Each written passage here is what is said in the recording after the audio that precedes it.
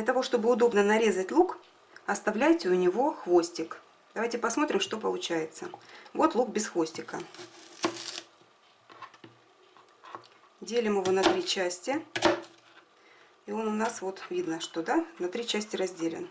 И нарезаем.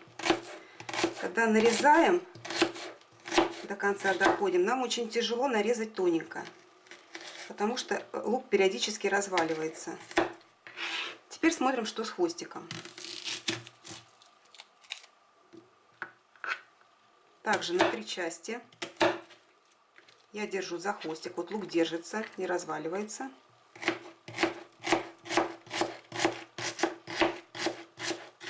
И тоненько нарезается.